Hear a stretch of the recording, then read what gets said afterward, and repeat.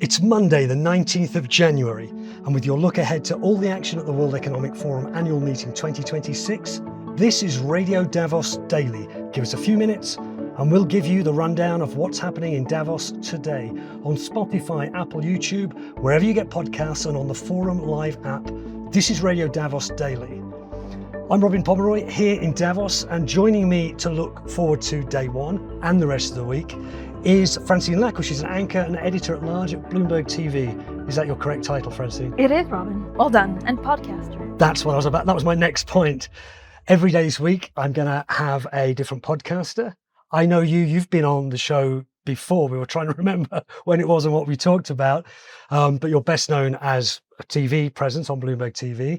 But you've just launched a podcast, right? Tell us about that. I love podcasts. And actually, I've been trying to do podcasts for quite some time. I had one for a couple of years focused on the UK, and now we're branching out to talk about leaders. So it's the economy and geoeconomics and geopolitics through the lens of big leaders and some of their decision making, some of their pitfalls, and what actually they see longer term happening to them. Are you going to be recording any interviews for that here in Davos? I will, but then we're launching actually in about 6-7 weeks. So we're keeping everything under wraps. Okay, fantastic. So podcasters are famously kind of cloak and dagger shady. What's the name of the podcast so people can find it? So it's Leaders with Francine Lacqua, the podcast. Okay, look out for that in a few weeks' time. But here on Monday morning, we're looking forward to the day. Actually, it's a very quiet day. Francine, you've been to Davos many times, and the Monday is when a lot of people are arriving. Really, there are one or two things going on. Some things going on probably behind the scenes, behind closed doors, in terms of the official program. Really, there's the opening concert this evening. But tell us, we'll talk a bit about that in a second, but tell us just about Davos. What does it mean to you? Why do you come here every year? So I come here every year because it's just a great place to see the mood for the rest of the year. You meet interesting people, you speak to chief executives in a kind of informal background. And I think this year is really different because Donald Trump has upended the world economy and he's coming here with such a big delegation. And I've spoken to a lot of chief executives that are, I think, half nervous and half excited about meeting him to try to understand what he wants on Greenland, what he wants on Iran and Venezuela. And so I think there's a little bit of anticipation. The mood feels a little different than in past years. Different, really, because of Donald Trump, or because the world has changed, and maybe those two things are connected, right? Yeah, so the two things I think are connected, and because of AI changes. So if you look at the big disruptors for 2025, it was tariffs, it was geopolitics, and I think this year will probably be the same, but on steroids. And certainly if you look at what we've lived through since the beginning of the year, it's just been a lot. And Davos is always a good place to kind of take stock of what people think will happen in the next 12 to 13 months. Right. If you walk down the promenade here, the road just outside the Congress Center, where all the shop fronts are turned into meeting rooms for various companies or countries even. Famously, there's a US house, there's a church that's been converted into there. But most, I would say, probably 80% of those, it's all about AI, they're AI companies. So it's really going to be a big topic of discussion. Yeah, AI and quite a lot of crypto as well. I think there are a lot of the big crypto agencies that were here also last year. Look, AI, we cover it, and I think we'll cover it on my podcast at length for two different reasons. First, you have these massive valuations. You have these, companies that can command premiums. OpenAI is looking to, for example, IPO for more than 1.3 trillion. But then you also need to try and understand the impact that has on the economy. And this is completely unclear, right? We've talked about the jobs of the future, and we're not 100% sure what kind of impact this has on productivity yet. We're seeing it at certain companies, but you're not seeing it at the macro level. So it'll be really interesting to try and figure out, some of the new products that they come out and when they're expecting to be really profitable, but also to change the economies and the way we hire. We had Radio Davos on Sunday. We had an episode about the Chief Economist's Outlook, which is a survey that the World Economic Forum does every 4 months. And we interviewed Christian Keller of Barclays, and he was talking about how the AI optimism, should we say, has offset the downside to the economy. Economists 9 months ago were saying there'd be a real big slowdown because of trade wars and tariffs and various other things. But that hasn't really happened. The global economy, the GDP, actual and forecast has pretty much stayed the same. He's saying a lot of that is due to that massive investment in AI. Of course, there's a risk, isn't there, as well? There's a risk because when you speak to chief executives, more and more they say, look, I'm not going to hire as much. So we're not talking about job losses yet, although certain, big banks will fire 1,000 people here and there, which is nothing compared to the number of people they have on the books. But you hear a lot of chief executives saying, look, I'm spending so much to upgrade my systems because of AI. I'm just going to hire a little bit less or the minimum. So this is a worry for entrants in new jobs. And also, at what point do you start firing because the AI jobs do a lot for you? What's interesting, and this was a phenomenon that we had in 2025, is that a lot of chief executives will say, well, I'm fine, but I'm really worried about my neighbor. And you hear that for AI as well. They say, well, I'm fine, I'm not firing anyone, but I worry that my competitor will. And it's a little bit of a kind of, misnomer where you think, well, it's funny that it won't really impact you. But again, it changes the mood music if you think that your neighbor has to do something right. And about it. if you're a listed company and your competitor has made those reductions and it's improved the share price, you're under pressure. Even if maybe at that point in time it doesn't make strategic sense, they might feel the pressure to do that. Yeah, and I think 2026 could be the year that we really start seeing it in the economy. For the moment, we're seeing it in companies, and companies' productivity probably feeds into what Christian was telling you. But this year, you could see a big shift in just much wider adoption and much more cost savings. I think we're going to hear a lot about this subject on the program here in Davos. Let's talk about the program a little bit. The theme of this, the 56th annual meeting, is a spirit of dialogue. Let me just give you some figures here. There's around 3,000 participants here in the Congress. Obviously, there's a lot of things that go on around the official conference as well. Among those participants, 400 top political leaders, including around 65 heads of state and government, nearly 850 of the world's top chief executives and company chairs. And it's humbling for everyone because we're all in the snow and snow boots. And so you kind of have to, I've helped a chief executive trying to get up a slope. Right. And so it's like only in Davos because you're kind of in the same boat. It's funny, isn't it? You talk about Davos moments. I'm going completely off track here. A couple of years ago, we had Jane Goodall speaking, the late Jane Goodall, who died a few months ago, who was the famous expert on chimpanzees, just a wonderful force. And when you saw her speaking, she was so strong and charismatic. But I saw her at night out on the street trying to get over a big mound of snow. And that's what we're all doing, So you do see people through a slightly different lens out on the streets in the snow here. There are, I should test you on this, Francine. There are 5 main themes for this conference. I'm not going to ask you what they are because I have them listed right in front of, unless you want to dive in. Okay, I'll take your silence as permission to go ahead. Okay, here they are. How can we cooperate in a more contested world? How can we unlock new sources of growth? How can we better invest in people? How can we deploy innovation at scale and responsibly? That's probably the AI one we were talking about. And number 5, how can we build prosperity within planetary boundaries? That's covering quite a lot of ground. I mean, I guess your show is fairly business oriented, right? So you'll be looking at growth, but what else? Yeah, but also the contested world. Remember, we're recording this on Sunday. On Saturday, Donald Trump threatened a 10% duty beginning in February on all U.S.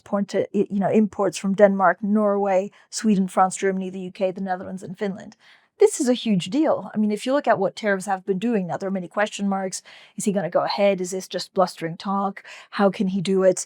Because they're all part of a union. So how do you identify some countries? But I think this is why a lot of chief executives show up here. Right. Because the fact that there's a big U.S. delegation and you talk about the contested world, I think a lot of people want to have a chance to meet with the president, maybe, tell him what they think about That's what right. he should do. A lot of those countries, the heads of the government will be right here. They're going to meet. Those probably won't be, live streamed, those conversations. Those are the conversations that... Well, there are a couple of interesting panels. No, there are very many interesting panels. And also there are addresses by a lot of those heads of state, including Donald Trump, who will be coming up on Wednesday. I mean, the world will come to a stop to listen to that, I think. I agree. And again, the dilemma for Europe and the dilemma for a lot of, chief executives, business executives is, if tariffs are implemented, do you retaliate or de-escalate? And you can say that about everything. You can say that about anything that's going on, is like, actually, do you retaliate, do you fight back, or you just keep calm and stay cool? A lot of 2025, a lot of companies and countries stayed cool. I don't know if we get the same this year, but it will change. Again, the idea that we need to talk more to try and make sure that nothing gets worse is I think, what the foundation of Davos. That's the whole point. As I said, a spirit of dialogue is the overriding theme. But yeah, there's huge rivalry. We had the Global Risk Report also. Look back in your Radio Davos feed. We had an episode on that where Sadia Zahidi, a managing director of the World Economic Forum, talked about us entering a new era of an age of competition, and competition in many different ways. This feeds into what you were saying, Francine, of the world is a different place than it was maybe 12 months ago, right? It was, and then I went back a little bit because we try and put everything in a historical context, given how fast everything's going. One of my favorite questions to ask a lot of chief executives is, how do you, put the noise to one side and actually focus on what's important? It's the same questions that we ask head of state. And it's interesting when you look at, for example, the outlook for 2055 in terms of the longer term, growth, it's fairly uninspiring. But you see these massive shifts in terms of power between, for example, emerging economies and G7, the rise of China that you can pinpoint to 20, 30 years ago. And so, it kind of puts everything into perspective, that it was accelerated and exacerbated over the last 12 months. But these massive shifts actually started way before this. If you look at back in the 1990s, advanced economies accounted for about 60% of global activity. Last year, it was more like 40%. By 2055, it will be less than a quarter. So again, if you look at these long-term forecasts, the shifts of power are clear to see. It just depends on how everybody reacts to them. Right. Whose forecasts are those? Bloomberg Economics, actually. Are there interviews? I know you want to keep it under your hat, but are there interviews you'll be doing this week you're particularly looking forward to? So we're putting the spotlight on a lot of the big AI companies. So it's Davos Asambis, we'll have Dario Amodei, and that's interesting, again, to get their perspective on both valuations, but also on, how these are used for the good or the worst of humanity. But it could be for example, protein folding with AlphaFold, and it could be for productivity. And I think they have some new announcements to make.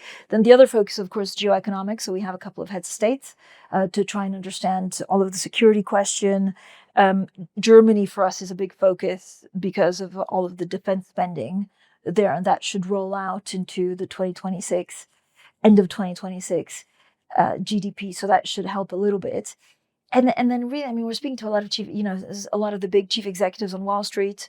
It's difficult. We try and broaden because everything's linked at the moment, and everything's impacted by everything else. And you were mentioning to me before we were recording that, because you do a lot of live things, all my shows are recorded and then edited. And the phrase you used was, you're discovering the news along with your audience, right? Is that what you said? Yeah, there's something special, I think, about live TV, is that you don't really know what happens, but there's a sense of discovery with the people that watch you, which is why there's this familiarity that people think they know you when they watch you on TV. So it's a privilege. Like doing a podcast is. It's just a little bit of a different experience. And I just wonder if this year at this Davos, compared to all the others you've been to, there's a feeling now, as we look, the whole week is in front of us, kind of anything could happen. There are deals could be announced. The geopolitical landscape changes so quickly. You mentioned just a couple of days ago the news that broke. Things are likely, news is going to be committed here this week, isn't it? Yes, and as you say, things move really fast. If you look at the number of shocks or surprises, at the moment it feels like it's every 2-3 days on something. One of the big things that we've heard and understood is that because President Trump has a big affordability concern back home, he also wants to send a message here in Davos to the U.S. citizens that he's taking this seriously. So there could be a number of changes to private equity. There could be a number of changes to 401ks. So we could end up with a largely domestic speech as well. Right. That's been trailed, isn't it? That a lot of these announcements might be domestic policy. which could be quite, unusual. I remember his first speech, so this is his third in-person appearance in Davos. And the first time was 2018, and he delivered a very open-armed message. You were there. It was very interesting because he said America. I was there for his last one, 2020. That was 2020. So 2018, he said, America first does not mean America alone. Then 2020, he was quite defiant because it was his impeachment trial that was getting underway in Washington. He touted a U.S. strong economy and stock market. And then last year, we'd heard that he really wanted to speak, but it was virtual. And he talked about oil prices, interest rates, and European regulations. So let's see what we get this week. I think a lot of the lead up to that will be really on what he'll say, and maybe something on regulation, and also tech companies. As I said, he'll be speaking on Wednesday. On Wednesday's episode of Radio Davos Daily, I'll be joined by the hosts of The Rest is Politics US, Katy Kay from the BBC, and Anthony Scaramucci, who knows a thing or two about Donald Trump. So he does, and he's very funny. I'm looking forward to that. Okay, look forward to that one.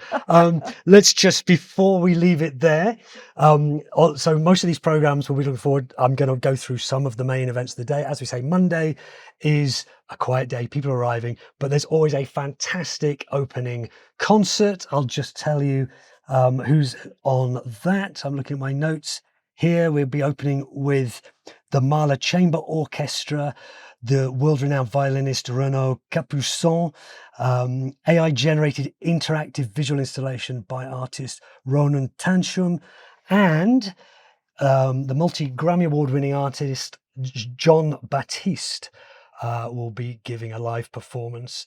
Always great. I love the arts and culture part of the World Economic Forum. We'll be interviewing quite a lot of the arts and culture people here.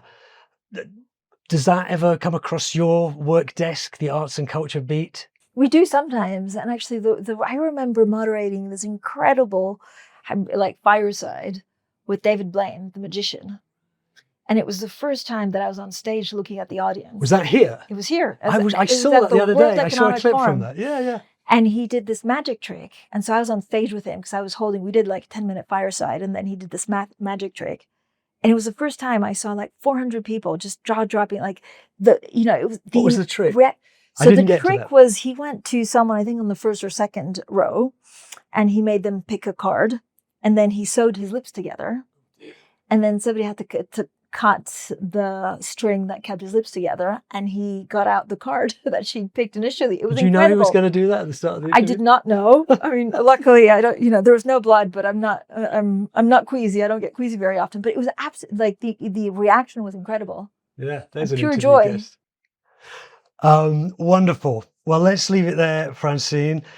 You can follow all the action of today on our live blog at the World Economic Forum's website, and you please follow Radio Davos. You'll get these daily shows every day wherever you get your podcasts, or you can find all our podcasts. We also have a leadership podcast, Francine, so we'll be rivals now, called Meet the Leader, hosted by my colleague Linda Lucina. So please follow that as well. All our podcasts at wef.ch/podcast. That's my plug. Where can they follow all your stuff? So everywhere, Spotify, wherever you listen to your podcast. On Bloomberg TV for live coverage, right? On Bloomberg TV for live coverage. And when the podcast comes out, everywhere. And it's called Leaders with Francine Lacqua, the podcast. It's clear. And we'll be back tomorrow morning with a briefing for day 2, when my guest will be podcaster and organizational psychologist Adam Grant. For now, thanks to you, Francine. And thanks to everyone for listening, and see you tomorrow.